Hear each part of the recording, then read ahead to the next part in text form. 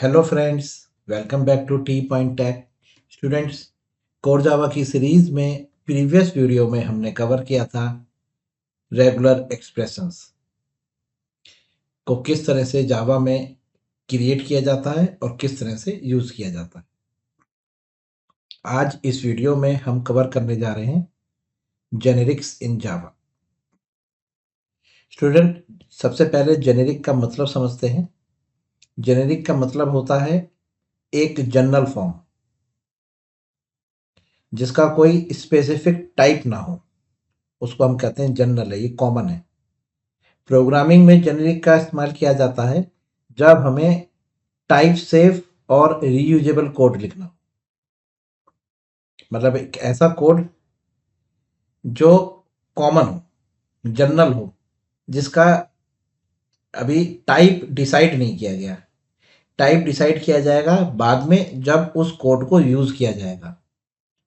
जैसे एग्जांपल देके आपको समझाते हैं कि आप एक जेनेरिक क्लास लिखना चाहते हैं या जेनेरिक मेथड लिखना चाहते हैं जिसका पहले से ये फिक्स नहीं है कि ये यूज करते समय जब हम इसको यूज करेंगे तो ये किस टाइप के डेटा पे काम करेगा।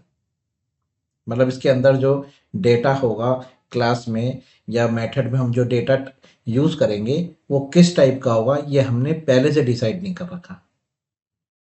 तो इस कोडिंग को कहेंगे हम जेनेरिक कोडिंग, जेनेरिक प्रोग्रामिंग। तो हम जेनेरिक क्लास लिख सकते हैं, जेनेरिक मेथड लिख सकते हैं, जेनेरिक इंटरफेस लिख सकते हैं। ठीक है, एक एग्जांपल और समझिए, बहुत लेमन एग्जांपल है।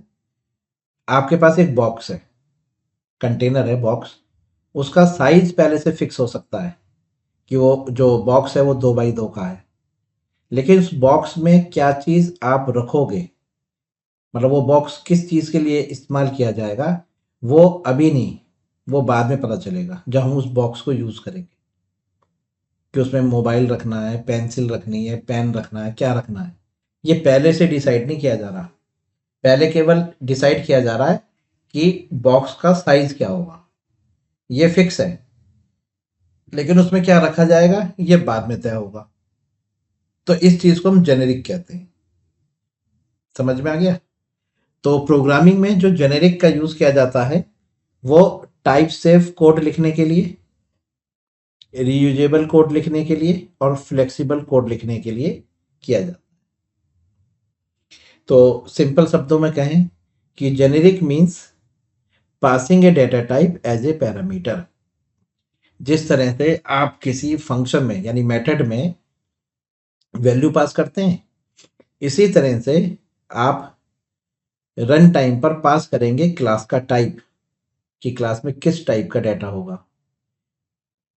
मेथड में, इंटरफेस में आप रन टाइम पर एज ए पैरामीटर आर्गुमेंट पास करेंगे क्लास का टाइप। क्लियर है? और प्रोग्रामिंग में हम जेनेरिक की हेल्प से आप जेनेरिक क्लास लिख सकते हैं, जेनेरिक मेथड लिख सकते हैं, जेनेरिक इंटरफेस लिख सकते हैं और वाइल्ड कार्ड्स भी यूज कर सकते हैं जेनेरिक्स में, जो 3 तरह के होते हैं: अनबाउंडेड, बाउंडेड, अपर बाउंडेड, लोअर बाउंडेड। ये 1 बाय 1 इनको थ्योरेटिकली हम पहले एक्सप्लेन करेंगे आपको और फिर इनका प्रैक्टिकल करके दिखाएंगे। आज इस वीडियो में मैं आपको जेनेरिक क्लास लिख के दिखाने वाला हूँ कि जेनेरिक क्लास क्या होती है। देखिए, आपको एक एग्जांपल देके समझाते हैं। देखिए, आप एक क्लास लिख रहे हैं, आपने क्लास लिखी ABC। ओके, और इसमें आपने एक वेरिएबल डिक्लेयर करा, प्राइवेट इंटीजर A। क्लियर? अब ये जो क्लास है, इस क्लास में जो डेटा टाइप है, मतलब इस क्लास का जो डेटा टाइप है वो इंटीजर टाइप है। तो जो आप इसका गेटर या जो आप इसका सेटर लिखेंगे, ठीक है, उसमें जो टाइप यूज करेंगे वो इंटीजर टाइप होगा। यानी कि आप इसमें इसमें वैल्यू आपको सेट करनी है तो वो आप इंटीजर टाइप वैल्यू भेजेंगे, सही बात है।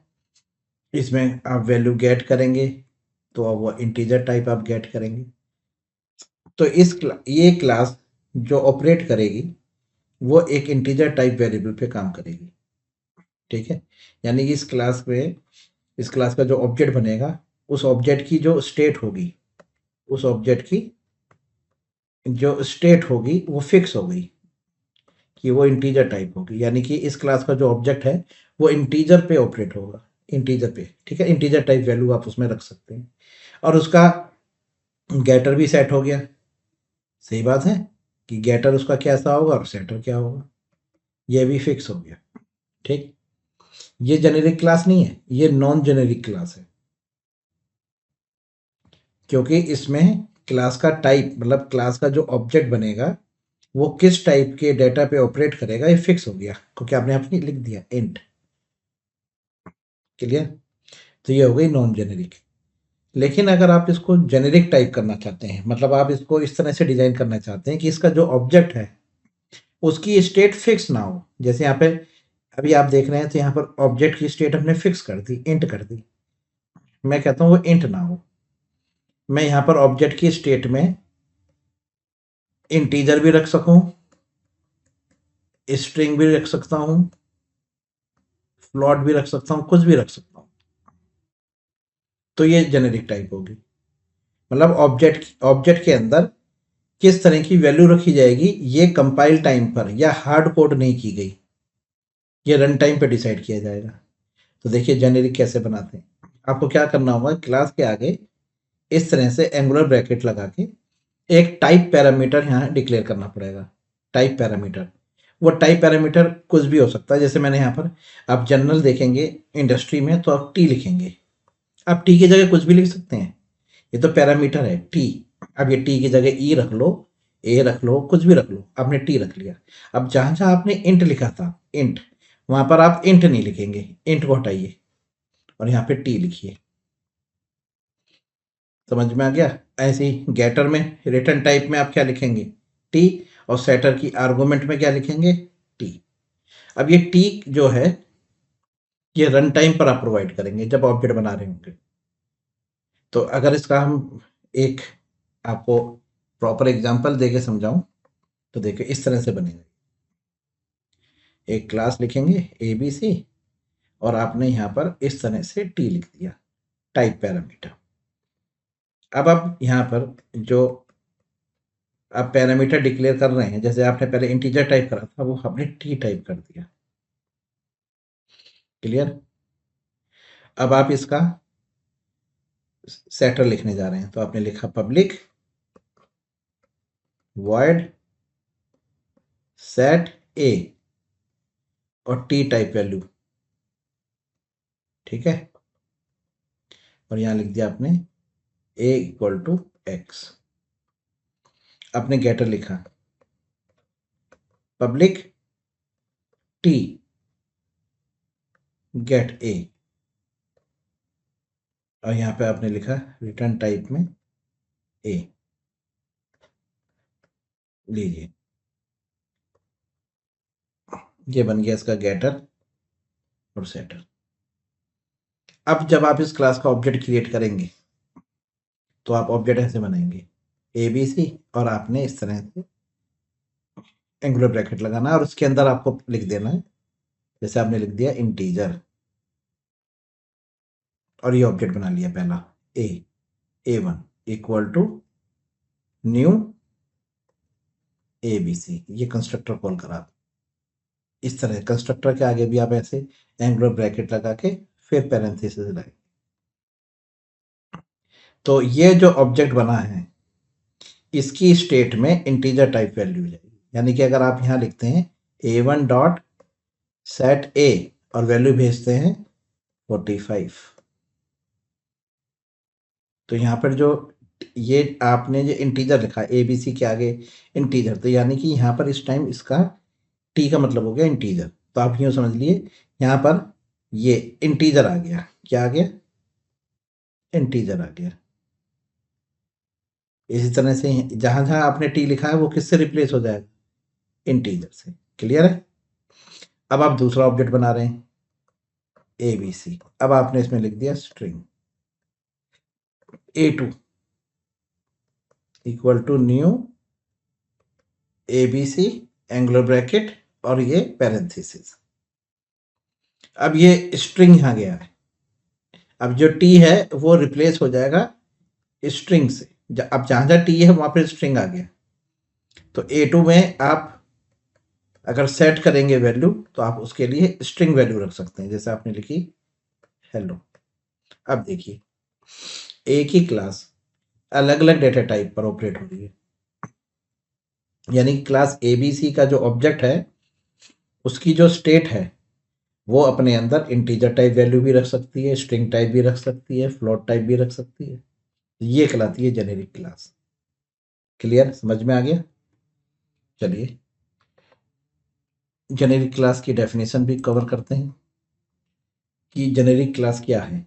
एक class, generic class is a class that can work with any data type, जो किसी भी डेटा टाइप के साथ काम कर सके।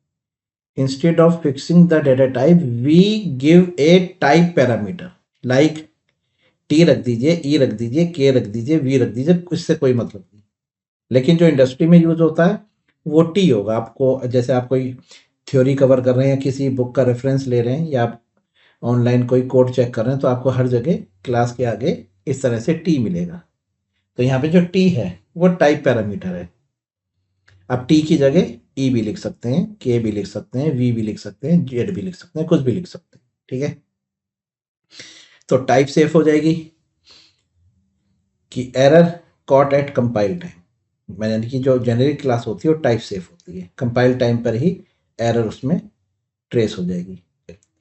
मतलब कि जैसे आप यहाँ पर T में आपने जब इस बॉक्स का ऑब्जेक्ट बनाएंगे, आप बॉक्स का ऑब्जेक्ट बना रहे हैं, बॉक्स अब आपने रख दिया यहाँ पर इंटीजर, देखिएगा इंटीजर, और बॉक्स का ऑब्जेक्ट बनाया B equal to new box. इस तरह से आप ऑब्जेक्ट क्रिएट कर रहे हैं। अब आप यहां पर B में इंटीजर टाइप वैल्यू पास करोगे तो ये ओके है, और अगर आप B में इंटीजर की जगह आपने मान के चलिए क्या पास करा, स्ट्रिंग, तो ये कंपाइल टाइम पर ही एरर दे देगा। हाँ जी, टाइप सेफ हो गया कि इस बॉक्स में इंटीजर टाइप वैल्यू ही रखी जाएगी। अब आप इंटीजर के अलावा कुछ नहीं रख सकते।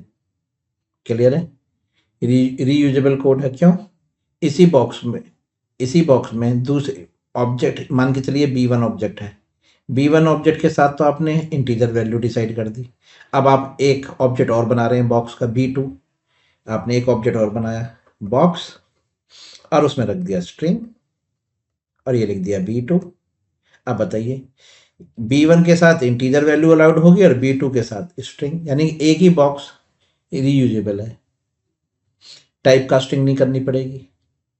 अब आप कहेंगे टाइप कास्टिंग का मतलब क्या हुआ, कि जब आप बॉक्स से वैल्यू बाहर निकाल रहे हैं तो आपको पहले से ही पता है ना कि इस बॉक्स के अंदर सारी चीज़ें जो होंगी वो स्ट्रिंग टाइप होंगी, तो आपको वैल्यू गेट करते समय टाइप कास्ट नहीं करना।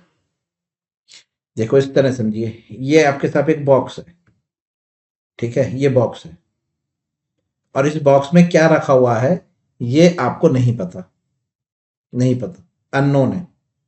अब आप इस बॉक्स से जो भी वैल्यू बाहर निकालोगे तो आपको टाइप कास्ट करना पड़ेगा। किसी वेरिएबल में वैल्यू रख रहे हो, मतलब मान के चलिए इस बॉक्स की वैल्यू जेड में आएगी, तो आपको यही नहीं पता इस बॉक्स के अंदर रखा हुआ क्या है, तो आप पहले इस बॉक्स के क्या करोगे, पहले चेक करोगे ना कि इसके अंदर क्या है। मान के चलिए उसके अंदर स्ट्रिंग है, तो आप इसको कैसे लिखोगे, देखो ऐसे लिखोगे स्ट्रिंग, ऐसे टाइप कास्ट करके बॉक्स, ऐसे करना पड़ेगा ना। यानी कि इस बॉक्स से जो वैल्यू निकल के आएगी वो एक स्ट्रिंग टाइप होगी जब वो जेड में जाएगी, तो अब आप जेड को स्ट्रिंग टाइप डिक्लेयर करोगे। क्लियर है? लेकिन बॉक्स में रखते समय ही स्ट्रिंग फिक्स कर दी गई, तो ये कंफर्म हो गया कि बॉक्स में स्ट्रिंग वैल्यू ही होगी, इंटीजर फ्लोट हो ही नहीं सकता। मतलब हम बॉक्स से जो वैल्यू निकाल रहे हैं वो आंख मीच के निकाल लो, क्योंकि पता है कि B2 में जो भी वैल्यू होगी वो स्ट्रिंग टाइप होगी, तो आपको B2 को कभी भी टाइप कास्ट नहीं करना पड़ेगा। ऐसे ही B1 के अंदर हमेशा इंटीजर वैल्यू होगी, तो आपको B1 को कभी टाइप कास्ट नहीं करना पड़ेगा। आगे समझ में? चलिए एक एग्जांपल और देता हूं मैं आपको। देखिए, आप एक एरे लिस्ट बना रहे हैं, ये जावा की कलेक्शन की क्लास है एरे लिस्ट, और आप इसको नॉन जेनेरिक कर रहे हैं। नॉन जेनेरिक का मतलब है आप इसके आगे इस तरह से ब्रैकेट नहीं लगा रहे, और आपने एक एरे लिस्ट का ऑब्जेक्ट ले लिया L1, ठीक है, L1 ऑब्जेक्ट लिया equal to new array list. अब आप इस एरे लिस्ट के अंदर किसी भी टाइप के ऑब्जेक्ट को स्टोर करा सकते, मतलब लिस्ट है तो आपने लिखा लिस्ट वन डॉट एड 45, लीजिए इंटीजर वैल्यू रख ली। फिर आपने लिखा लिस्ट वन डॉट एड, इसमें लिख दिया आपने हेलो, तो ये आपने हेलो वैल्यू स्टोर करा ली। फिर लिखा L1 डॉट एड, इसमें लिखा आपने 2.6 F फ्लोट वैल्यू आपने ऐड करा ली। तो इस ऑब्जेक्ट में, इस लिस्ट के ऑब्जेक्ट में इंटीजर वैल्यू भी है, स्ट्रिंग वैल्यू भी है, फ्लोट वैल्यू भी है। ओके, अब मैं आपसे कह रहा हूं ये जो 0 इंडेक्स पर है, ये 1 इंडेक्स पर है, ये 2 इंडेक्स पर है। अब आप कहते हैं कि मुझे लिस्ट वन की वैल्यू जो इंडेक्स 1 पर है मुझे निकाल के दो। तो आप यहाँ पे गेट नाम का मेथड है, आप लिखेंगे गेट 1। आपको पता है यहाँ पर किस टाइप की वैल्यू मुझे रिटर्न करेगा ये, तो आपको यहाँ पे टाइप कास्टिंग करनी पड़ रही है, ऐसे स्ट्रिंग। अब आप यहाँ पर एक स्ट्रिंग वेरिएबल लेकर उसमें वैल्यू होल्ड करोगे, जैसे आपने ऐसे ले लिया, तो आपको यहाँ पे टाइप कास्टिंग करनी पड़ रही है। अगर आप कौन सी वैल्यू निकालने जा रहे हो, 0 की, तो आप गेट 0 और फिर इसके आगे ब्रैकेट में क्या लिखोगे, इंटीजर, और आप यहाँ पर आप इंटीजर वैल्यू में इसको स्टोर कराओगे। एक इंटीजर वेरिएबल लिया, मान के चलो आपने लिया जेड, तो आपको टाइप कास्टिंग करनी पड़ रही है। क्लियर है?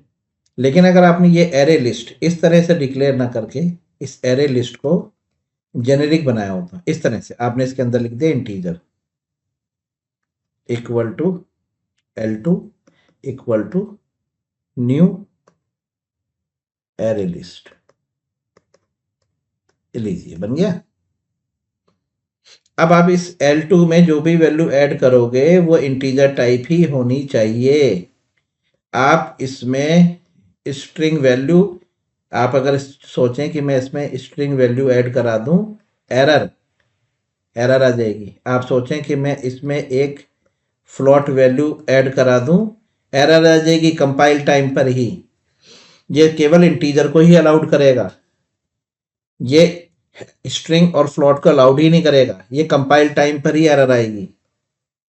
इसलिए कहते हैं ये टाइप सेफ है एट कंपाइल टाइम, यानी कि प्रोग्राम ही कंपाइल नहीं हो रहा, बाइट कोड ही नहीं बनेगा। अब आप यहां से वैल्यू गेट करेंगे तो आप यहां पर कोई भी इंडेक्स रखें, 0 रखें, यहाँ पे 1 रखें, 2 रखें, कोई भी लिखें, आपको फिक्स पता है, तो आपको यहाँ पे डायरेक्ट लिखेंगे इंटीजर, और वैल्यू आप जो भी आप निकाल रहे हैं, मान के चलिए डब्लू में निकाल रहे हैं, तो आपने लिखा इंटीजर डब्लू इक्वल टू, आपको टाइप कास्ट नहीं करना, चाहे आप यहाँ पर इंडेक्स 0 रखें या 1 रखें या 2 रखें, कोई भी इंडेक्स आप यहाँ पे वो प्रोवाइड कर रहे हैं, आपको क्या नहीं करना पड़ रहा, उसको टाइप कास्ट नहीं करना पड़ रहा, क्योंकि इस लिस्ट के अंदर जो भी वैल्यू जाएंगी वो सारी की सारी इंटीजर टाइप होंगी। प्रोग्राम कंपाइल तभी होगा जब इस लिस्ट के अंदर सारी इंटीजर होंगी, हेलो और 2.6 आएगा ही नहीं। तो जब अगर इस लिस्ट से आप बाहर वैल्यू निकाल रहे हो, किससे, ये आपकी जो लिस्ट 2 है, आप यहाँ पे लिखेंगे ना लिस्ट 2 डॉट गेट, मतलब यहाँ पे मैंने लिखना रह गया लिस्ट 2 डॉट गेट, यानी कि लिस्ट 2 से जो वैल्यू निकलेगी वो सारी की सारी कैसी होंगी, इंटीजर टाइप। क्लियर है? जैसे यहाँ पर आप लिस्ट 1 डॉट गेट लिखेंगे, लिस्ट 1 डॉट गेट। क्लियर है? समझ में आ गया? तो ये है जेनेरिक की एडवांटेज। क्लियर?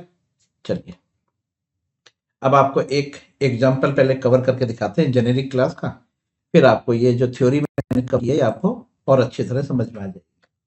देखिए, आप एक यहाँ पर एक क्लास बना रहे हैं बॉक्स, ठीक है, चलिए ध्यान से देखिएगा, बॉक्स 1 रखा मैंने इसका नाम, और एक क्लास बना रहे हैं आप बॉक्स 2, दो बॉक्स बना रहे हैं, बॉक्स 1 बॉक्स 2। इसमें आपने प्राइवेट में एक इंटीजर वेरिएबल लिया है ए, ओके।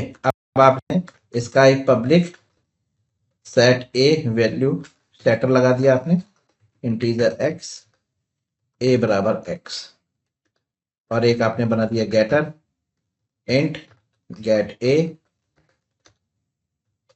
रिटर्न करे ए। ओके, लीजिए, तो बॉक्स वन में जो वैल्यू जाएगी वो इंटीजर टाइप होनी चाहिए, यानी कि बॉक्स वन का जो ऑब्जेक्ट है उसकी जो स्टेट होगी वो इंटीजर टाइप वैल्यू ही स्टोर कर सकती है, यानी बॉक्स वन में हमेशा इंटीजर टाइप वैल्यू स्टोर होगी। अब बॉक्स टू देखिए, देखिए बॉक्स टू के आगे मैंने एंगुलर ब्रैकेट लगाए और इसमें लिख दिया टी, ये हो गई जेनेरिक क्लास, यानी कि यहाँ पर बॉक्स टू का जो टाइप है वो रन टाइम पर डिसाइड किया जाएगा। तो अब यहाँ पर जो आप वेरिएबल डिक्लेयर करेंगे ना वो किसी टाइप का नहीं होगा, वो टी टाइप होगा ए। अब यहाँ पर आप लिख रहे हैं पब्लिक वॉइड सेट ए, अब इसमें जो पैरामीटर हैं वो हर जगह आप कैसे लेंगे, टी टाइप, ये देखिए ए बराबर एक्स, इसी तरह से आप इसका रिटर्न टाइप बना रहे हैं टी टाइप गेट ए और रिटर्न करें ए, लीजिए हो गया। तो आप, ये है आपकी नॉन जेनेरिक क्लास, ठीक है, और ये वाली जो है ये है आपकी जेनेरिक क्लास। क्लियर है? चलिए अब आप मेन में आइए।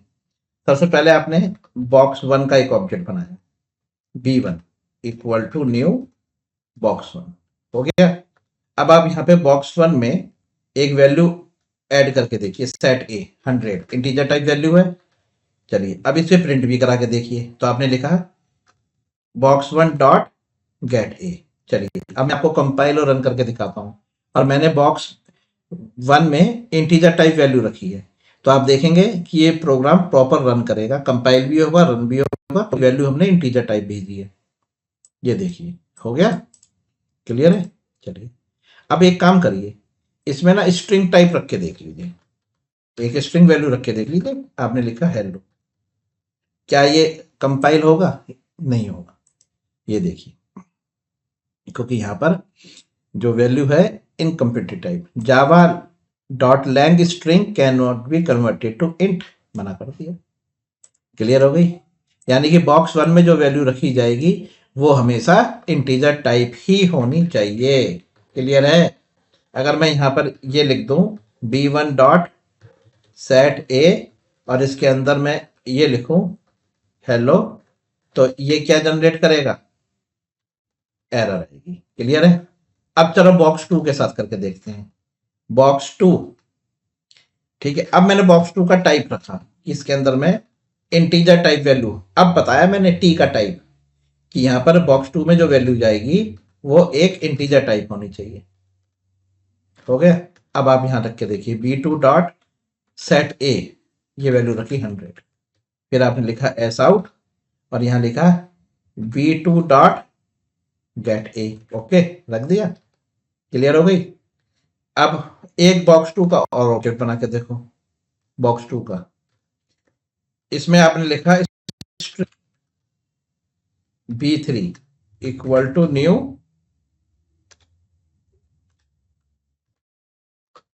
बॉक्स टू, हो गया। अब यहां पे वैल्यू रख के देखो आप b3 डॉट सेट ए, और देखिए ये मैंने पास करी इसमें स्ट्रिंग वैल्यू, और ये देखिए एस आउट और यहां लिखा मैंने b3 डॉट गेट ए। जी यहां पर केवल उसने मुझे स्ट्रिंग ही अलाउड करी थी, सॉरी इंटीजर वैल्यू ही अलाउड थी, अगर मैंने स्ट्रिंग डाली तो एरर आई थी। और आप यहां देखेंगे बॉक्स टू के साथ तो आप आउटपुट पाएंगे कि बॉक्स टू में इंटीजर और स्ट्रिंग दोनों अलाउड हो गए। देख लीजिए, ये देखिए ये बॉक्स टू का आउटपुट है, ये बॉक्स वन का है, मतलब कि हम बॉक्स टू को रन टाइम, ये हमारा रन, जब प्रोग्राम रन हो रहा है जब हमने डिसाइड करा कि बॉक्स टू में इंटीजर वैल्यू रखनी है, यानी कि आपके पास एक डिब्बा है, उस डिब्बे के अंदर क्या रखना है ये रन टाइम पर हमने डिसाइड करा, इंटीजर रखना है या स्ट्रिंग। और बॉक्स वन है उस पर हमने कंपाइल टाइम पर ही फिक्स कर दिया था कि उसमें वैल्यू इंटीजर ही जाएगी, ये रहा इंटीजर। अब इंटीजर के अलावा एक कुछ और अलाउड नहीं करेगा। क्लियर है? जब मैंने यहाँ पे स्ट्रिंग रखी थी तो एरर दे रहा था, कंपाइल ही नहीं होगा, इनकम्पिटेबल टाइप एरर आएगी। बॉक्स टू के साथ नहीं आएगी। बॉक्स टू में आप किसी भी टाइप, देखिए यहाँ पे बॉक्स टू में आप इंटीजर वैल्यू रख रहे हो, यहाँ बॉक्स टू में आप स्ट्रिंग वैल्यू रख रहे हो, आप फ्लोट वैल्यू रख के देख लो, कुछ भी रख लो। मैं आपको एक एग्जांपल और बॉक्स टू का और देना चाहता हूँ। बॉक्स टू, अब आपने इसमें लिख दिया फ्लोट, लीजिए b4 equal to new box two, हो गया। अब आप लिखिए बॉक्स 4 डॉट सेट ए, और देखिए वैल्यू पास कर रहे हैं आप कैसी, फ्लोट टाइप कर रहे हैं, नहीं कर रहे, और एस आउट, और ये देखिए आप लिखा b4 डॉट गेट ए, लीजिए हो गया। यानी कि बॉक्स टू में हम इंटीजर भी पास कर रहे हैं, स्ट्रिंग भी पास कर रहे हैं, फ्लोट भी पास कर रहे हैं, हर तरह की वैल्यू बॉक्स टू में स्टोर हो रही है। ये देखिए, समझ में आया क्यों? अब किस तरह से वर्किंग है समझ लो। जैसे आप यहाँ लिखते हो बॉक्स टू इंटीजर, तो ये इंटीजर जो है इस टी को रिप्लेस कर रहा है। यहाँ पे टी है तो यहाँ इंटीजर आ गया, यहाँ इंटीजर आ गया, यहाँ इंटीजर आ गया, यहाँ इंटीजर आ गया, तो ये पूरी क्लास इंटीजर टाइप बिहेव करने लगी। फिर आपने यहाँ पर बॉक्स टू में स्ट्रिंग पास करी, तो ये टी स्ट्रिंग से रिप्लेस हो गया, तो हर जगह टी जहाँ भी है वहाँ पे स्ट्रिंग आ गया, तो ये पूरी बॉक्स टू स्ट्रिंग के लिए काम करने लगा। फिर फ्लॉट, तो ये फ्लॉट को रिप्लेस कर लेगा टी, समझ में आ गया? और मैंने आपको बताया ना टी कोई फिक्स नहीं है स्टूडेंट। देखिए आपने कहा जी मुझे टी अच्छा नहीं लगता, मैं तो जेड लिखूंगा, आप जेड लिख लो, ये लो, ठीक है। तो ऐसा कुछ नहीं है कि ये टी कोई फिक्स है, but T for type parameter, इसलिए टी रख दिया। अब आप जेड रख लो, और देखिए मैं कंपाइल और रन करके दिखा रहा हूँ, ये कंपाइल और रन होगा, देखिए हो रहा है, ये है। आप चाहें तो मैं यहाँ पर एक सेपरेटर भी लगा दूँ जिससे कि आपको पता रहेगा, ये लीजिए, अब देखिए, देखिए क्लियर है? तो ये बॉक्स टू है जो अपने अंदर हर तरह की वैल्यू स्टोर कर रहा है, और बॉक्स वन है जो इंटीजर के अलावा किसी और को अलाउड ही नहीं कर रहा। क्लियर? कोई डाउट? चलिए, इसी तरह से स्टूडेंट्स आप डिजाइन कर सकते हैं जेनेरिक मेथड। हाँ जी, एक ऐसा मेथड जिसके अंदर जो पैरामीटर होगा, जिसे हम आर्गुमेंट कहते हैं, उसका टाइप जेनेरिक होगा। आपने कहा क्या मतलब है? तो देखिए, a generic method is a method that has its own type parameter. मतलब एक ऐसा मेथड, जैसे मैं एग्जांपल दे रहा हूँ, मैंने एक मेथड लिखा, जैसे एग्जांपल आपके सामने है, ये डिस्प्ले नाम का एक मेथड। अब आपने यहाँ पे फिक्स कर दिया इंटीजर एक्स, ओके। अब बताइए, जब आप इस डिस्प्ले को कॉल करेंगे, मान के चलिए आप ये डिस्प्ले कॉल कर रहे हैं, आपने 8 पास किया, हाँ ठीक है, सही है, क्योंकि इंटीजर टाइप है। आप डिस्प्ले पास कर रहे हैं और आपने यहाँ पे लिखा 2.6, जो एक फ्लोट वैल्यू है, ये अलाउड नहीं होगा, एरर आ जाएगी, क्योंकि यहाँ पर फिक्स है कि इंटीजर है और यहाँ फ्लोट भेज रहे हैं। ऐसे ही आपने यहाँ पे पास करा एक स्ट्रिंग वैल्यू, आपने यहाँ पर हेलो पास किया, क्या ये पैरामीटर रिसीव कर लेगा? नहीं, एरर आएगी। तो ये नॉन जेनेरिक है, क्योंकि डिस्प्ले में फिक्स है कि ये इंट है। अब आप सोच के देखो कि अगर मैं इंट की जगह यहाँ पे एक टाइप पैरामीटर लिख दूँ, ठीक है, जैसे कुछ भी टाइप पैरामीटर, मतलब आप टी लिख दो। अब इस टी का कोई टाइप तो है नहीं। अब देखिए, ये टी में ये सब अलाउड हो जाएंगे, मतलब यहाँ पर जब 8 पास करोगे तो इंटीजर टाइप हो जाएगा, 2.6 पास करोगे तो फ्लोट टाइप हो जाएगा, हेलो पास करोगे तो स्ट्रिंग टाइप हो जाएगा। बस आपको एक चीज ध्यान रखनी है सिंटेक्स में, जब आप इसकी रिटर्न टाइप लिखेंगे ना, रिटर्न टाइप मान के चलिए वॉइड है, उसके आगे इस टाइप पैरामीटर को यहाँ पे लिखना पड़ेगा सिग्नेचर में, ये आप याद रखिएगा। हाँ जी, देखिए यहाँ पे मीनिंग मैंने समझा रखा है, T type parameter before return type, before return type आपको लिखना है। ये रिटर्न टाइप है ना, इससे पहले आपको ये जो पैरामीटर यहाँ आपने कहा जी मैं तो ई यूज करूंगा, तो फिर यहाँ पर ई लिखना इस तरह से। अब ये डिस्प्ले के अंदर आप किसी भी टाइप की वैल्यू पास कर दो, ये सबको होल्ड कर लेगा, मतलब सब पे काम करेगा ये। और यहाँ पे टी वैल्यू क्या है? मेथड एक्सेप्ट एनी टाइप, यानी ये टी वैल्यू, और ये इसका टाइप पैरामीटर, ये हो गया आपका जेनेरिक मेथड। चलिए इसको भी आपको एक एग्जांपल के थ्रू कवर कराते हैं, तो आपको अच्छी तरह समझ में आएगा। देखिए, मान के चलिए आपने एक क्लास लिखी है एबीसी, क्लास नॉर्मल है, क्लास नॉर्मल है, लेकिन इसके अंदर जो आप मेथड लिखने जा रहे हैं, डिस्प्ले, ये लिखा डिस्प्ले, और इसका आपने लिख दिया इंट एक्स, तो ये हो गया नॉन जेनेरिक, ये नॉन जेनेरिक मेथड है। लेकिन आपने एक दूसरा मेथड डिक्लेयर करा, पब्लिक वॉइड शो, ये मेथड है, और इसमें आपने यहां पर एक टी टाइप ले लिया एक्स, और इस टी का टाइप आप यहां भी लिखेंगे स्टूडेंट, रिटर्न टाइप से पहले यहां ये। अब देखो यहां पर आपने लिखा एस आउट, और यहां पर आप एक्स प्रिंट करा रहे हैं, और यहां भी आप एस आउट और एक्स प्रिंट करा रहे हैं। ठीक है, दो मेथड हो गए, ये जेनेरिक मेथड है, ये जेनेरिक मेथड है। अब दोनों की वर्किंग देखिए, क्लास का नाम एबीसी है। अब आप यहां पर एक एबीसी का एक ऑब्जेक्ट बना रहे हैं, ABC A1 equal to new ABC, बन गया ऑब्जेक्ट। अब आप लिख रहे हैं A1 dot display, A1 dot display, display में जो वैल्यू भेजेंगे वो इंटीजर टाइप ही होनी चाहिए। देखिए हो गई, यहां पर एक सेपरेटर भी लगा लेते हैं, लीजिए। अब जब मैं इसे रन करूंगा तो आप देखेंगे ये प्रॉपर आउटपुट देगा डिस्प्ले, इसमें 45 अलाउड है, हो गया अलाउड 45। अब जरा स्टूडेंट, जरा 45 की जगह अगर मैं यहाँ पर 45 की जगह A1 डॉट डिस्प्ले के अंदर एक स्ट्रिंग वैल्यू पास करूं, क्या ये रिसीव कर लेगा? क्योंकि आप यहाँ पर भेज रहे हैं स्ट्रिंग, और डिस्प्ले में जो चाहिए वो होगी इंट, अलाउड नहीं होगी, एरर आ जाएगी। आप इसे कंपाइल करके देखिए, एरर आएगा। ठीक है, आ रहा है ना, incompatible type, string can not be converted to int. Clear है? तो यहाँ पर आपको डिस्प्ले के साथ क्या देखने को मिला? एरर मिल गई। अब आप यहाँ देखिए A1 डॉट शो, ये देखिए ये वैल्यू पास करी इंटीजर, A1 डॉट शो, ये वैल्यू पास करी आपने स्ट्रिंग A1 डॉट शो, और इसमें पास करी 56.23 प्लॉट, ये लीजिए आप देख रहे हैं। तो यहां पर आप जब शो का यूज कर रहे हैं, किसका? शो का। ठीक है, तो आप देखेंगे कि सभी तरह की वैल्यू अलाउड हो गई इस मेथड में। देखिए डिस्प्ले में केवल इंटीजर के अलावा कुछ अलाउड नहीं होगा। देखिए ये इंटीजर है, इंटीजर टाइप जो डिस्प्ले है, और ये शो जिसके अंदर हर तरह की वैल्यू वैल्यू। क्लियर हो गई, समझ में आ गया जेनेरिक मेथड और जेनेरिक क्लास। चलिए, तो स्टूडेंट्स इस वीडियो में हमने कवर किया जेनेरिक क्या होता है, किस तरह से जेनेरिक क्लास डिजाइन की जाती है, किस तरह से जेनेरिक मेथड डिजाइन किया जाता है। नेक्स्ट वीडियो में हम आपको वाइल्ड कैरेक्टर्स का यूज करके दिखाएंगे जेनेरिक्स के साथ, और यूजर डिफाइंड क्लासेस को जेनेरिक कैसे बनाया जाता है ये भी हम कवर करेंगे।